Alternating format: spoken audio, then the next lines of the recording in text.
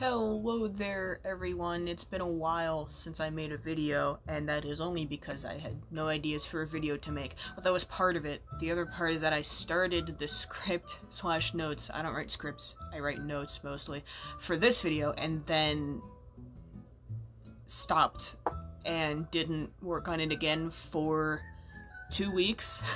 So I have only myself to blame for that, but I'm back, and today, in this video, I will be rating, not ranking, but rating each of the cases from the first Ace Attorney game, which I played like 7 months ago. It's been a while. Feels like it's been longer than 7 months. This is gonna include all 5 cases from the first game, including Rise from the Ashes, even though it wasn't in the original, but it's in the version that I played, so whatever. It's gonna be in there. I haven't done this in a while. I'm not used to recording anymore. So this is just gonna be my opinions on each case in the game. There will be spoilers. There will be spoilers. So if you don't want spoilers for a game that's essentially been out for like 20 years, then don't watch this. So the first case in the game is the first turnabout, which is pretty much just a tutorial chapter. You know, it's the first case of the first game. I'm repeating myself, but it's a tutorial. We're introduced to the main character, Phoenix Wright, and his mentor, Mia, and also his childhood friend, Larry, who he is defending in this case. It's his first case, and he decided to just jump right into defending his childhood friend, and Larry is being accused of murdering a woman that he was dating. I think they broke up, but he was like trying to get back together with her or whatever. And there's only one witness. Mr. Frank saw it, and he's actually the culprit. So it's a very simple case. Like, you don't have a whole lot of evidence, there's not a whole lot to do. It's pretty easy to tell what you're supposed to do to solve the case, but since it's the first case in the game, in the first game in the entire series, it makes sense that it would be pretty easy, just so you can get used to the mechanics and get used to, you know, what you're going to have to do for other cases in the game. In addition to that, it does also introduce a few characters who will be important in the story later on. For example, obviously it introduces the main character, it also introduces Mia, who becomes pretty important, and Larry, who I actually don't... I'm pretty sure he doesn't show up until, like, the last... technically the second to last case in the game. But you know what, Larry's still important, so whatever. So overall, I think I would give this case a 7 out of 10. It's not the best case in the entire game, but it's also not, like, super bad or anything. It's simple, there's only a trial part, there's no, like, investigation part, like with the other cases. It does what it needs to do. It introduces you to the game, introduces you to the concept of what you'll have to do throughout the rest of the game. So yeah, 7 out of 10, pretty decent. So the second case in the game is Turnabout Sisters, and in this one, Mia, who was introduced as Wright's mentor in the first case, she's dead. She got murdered, bonked on the head, and her younger sister Maya is being accused of killing her.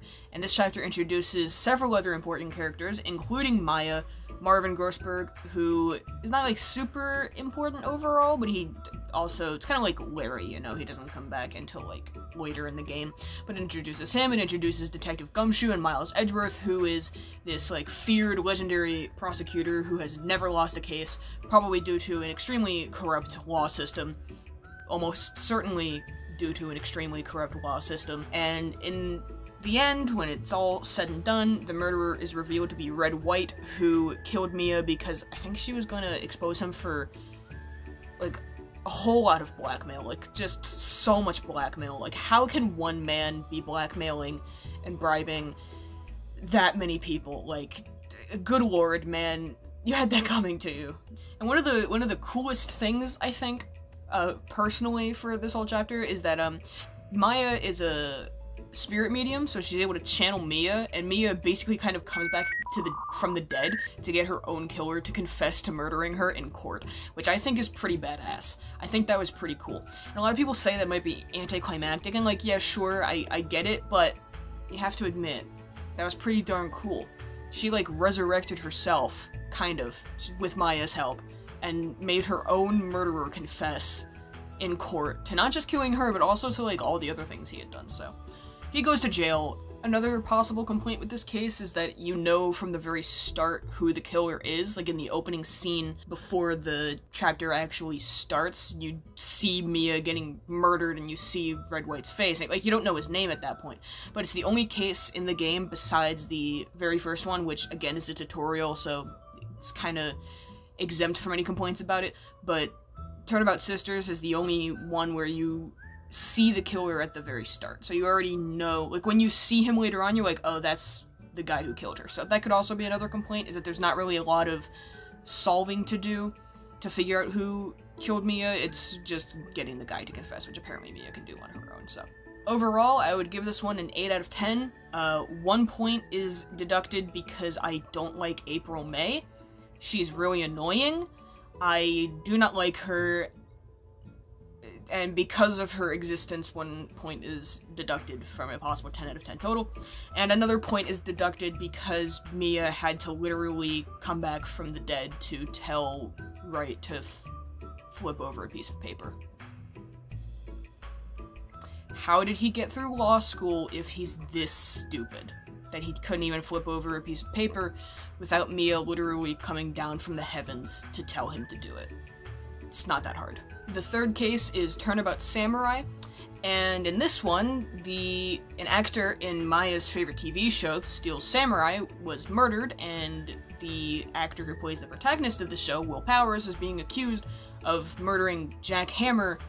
They have some of the best name puns in the game, I think. Will Powers and Jack Hammer. It's just fantastic. So Wright goes to defend Powers at Maya's request, even though he kind of doesn't want to. It's like, oh, fine, I guess if I have to. And in the end, you learn that Dee Vasquez, who is one of the producers for the show, was the one that murdered Hammer, although it was mostly in self-defense because he attacked her first, because of something that had happened in the past. I don't care to explain it. If you know what I'm talking about, you know what I'm talking about. If you don't know, then sorry, I guess. The very first time that I played Ace Attorney, like 3 years ago, I didn't like Turnabout Samurai that much, but upon replaying the game, I came to like it a lot more because I wasn't as annoyed with it. When the first time I played it, I was kind of annoyed because I think I got really confused at some points and didn't know what was going on, but that was my fault. But I like it a lot more now. People like to talk about like third case syndrome with Ace Attorney, where like the third cases in every Ace Attorney game tend to be like just not good. It happens with Danganronpa too, but it's way more obvious with Danganronpa than with Ace Attorney. But I think Turnabout Samurai is probably an exception to the whole third case syndrome thing, because I don't think it's really that bad. You start to see some development with Edgeworth as a character, where he's maybe starting to like question his methods as a prosecutor. My major complaint about this chapter is that the movement system is awful. I mean, the way you move around in the entire game is terrible, but it's really obvious in Turnabout Samurai. And something I find really interesting about this one is it's the only case in the first game, and maybe in the entire series, if I'm remembering correctly, where the culprit killed in self-defense. So Vasquez didn't plan out a murder. She didn't plan to murder Hammer. He came after her first, and she pushed him and ended up killing him in self-defense. So that's really interesting that it's the only case where murder happened in self-defense. So I would give this one an 8 out of 10. 1 point is deducted because of Salmonella. Even though his name is really funny, he's kind of weird and gross, and I just don't like him. And another point is deducted because of Wendy Oldbag. I also don't like her. She's really annoying. I just don't like her. But 8 out of 10 overall, so not bad. The next case is the fourth one, and was the final one in the original version of the game, but when it was re-released, they added another case, Turnabout Goodbyes. And in this one, Miles Edgeworth, the prosecutor you have previously faced against, has been accused of murder, and now Wright is going to defend him, because he's probably in love with him or something. I don't know. It feels very gay sometimes, so come on, we all know what's going on here. But this one is kind of like two cases rolled into one, because first you solve the murder of, I think his name was Robert Hammond. I'm too lazy to look it up, but I think his name was Robert Hammond. He was an attorney. I think he was the defense attorney for the DL6 incident, which was a previous important case, which also comes back up during this chapter. So You first solve the murder of Robert Hammond and determine that the boat caretaker, or Yanni Yogi, I might be saying that name wrong, I really don't know, who was the defendant in the DL6 case, was the one who murdered Hammond. Hammond defended him during DL6, and then Yogi went and murdered Hammond and tried to frame Edgeworth for it. But then there's more. You go and solve DL6, which was 15 years old, on the day that the statute of limitations is about to run out. Which is just really funny to me. Like, there's this 15-year-old case that, like, no one has been able to definitively solve. Like, Yogi was technically declared to have murdered, Gregory Edgeworth, who is Miles Edgeworth's father. He was technically declared to have murdered him, but I think was declared innocent by reason of insanity or whatever. But, as it turns out, it wasn't Yogi who killed Edgeworth at all. It was actually Manfred von Karma, who was the prosecutor for Turnabout Goodbyes, because you can't face against Edgeworth because Edgeworth's being accused. I guess they're not going to have him prosecute himself. Wright defended himself in Turnabout Sisters, but I guess Edgeworth can't prosecute himself in Turnabout Goodbyes. So you determine that von Karma was the one that murdered Gregory Edgeworth, and then he goes to jail, like anyone who gets convicted of murder, I guess. He goes to jail. So, overall, it's a pretty good case. It really kind of brings Edgeworth's development to a point, like, I'm sure it makes sense. You get it. But it really shows how far he's come as a character throughout the entire rest of the game, and also shows a lot of development with his relationship with Wright. I would give this case a 10 out of 10. I think it's my favorite case in the first game. Just like story-wise, it's really good, and how there's like 2 cases rolled into one, because you solve one and then you have to immediately go and solve another. So, pretty good. That's about all I've got to say. I like it. And finally, there's the last case of the game, Rise from the Ashes, which is the only case in the entire series, I think, to not have the word turnabout in it. This one was added, I think, in a re-release of the game for the DS. It was not in the original game, it was added on later. And it is a lot. Like, I could try to summarize it, but it would not be easy because it is the longest case in the game. It is very long. It takes hours to get through, I think, or it at least feels like hours. There's a lot. It's way longer than any other case in the game, possibly even all the others combined. There's also a lot of plot twists. It's like every other second they're hitting you with a new twist. Like, this person lied on the stand, this didn't happen the way anyone thought it did. So it's a lot to deal with.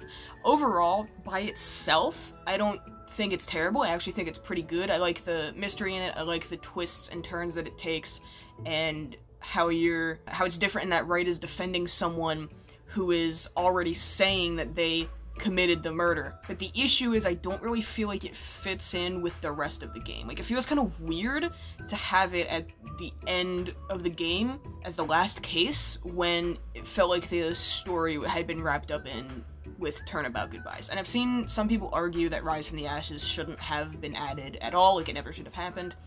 And I do kind of agree with that to some extent. Like, it doesn't fit in with the rest of the story, but I also don't really want to say that it should be, like, chopped off entirely, because I do personally like it. I like the characters in it. By itself, I would give it like an 8 or a 9 out of 10, but in context and in consideration with the rest of the story, or the rest of the game, it's probably like a 6, just because it doesn't feel like it belongs. It feels really out of place with the rest of the cases, so unfortunately, probably the weakest link in the entire game. That's all. Those are my opinions on the cases from the first Ace Attorney game. I like the game a lot. I don't really have any super major complaints about it, except for Rise from the Ashes, which just kind of feels like it doesn't quite fit. These are just my opinions. Please do not get mad or angry. Please do not be mean to me, because if you are mean to me, I will cry. That was a joke. That was a joke. I'm kidding. I won't cry. I don't give a damn. But that's all for now. Hopefully it will not take me another few weeks to a month to upload another video. I have some ideas in the works, but those are for another day, so stick around if you want to see what I'm talking about, if I ever bring those to... if I ever actually do the ideas that I have, which sometimes I don't. But that's all. Thank you for watching this far. If you did, thank you again. I keep saying thank you. I'm just gonna end it before I make even more of a fool out of myself.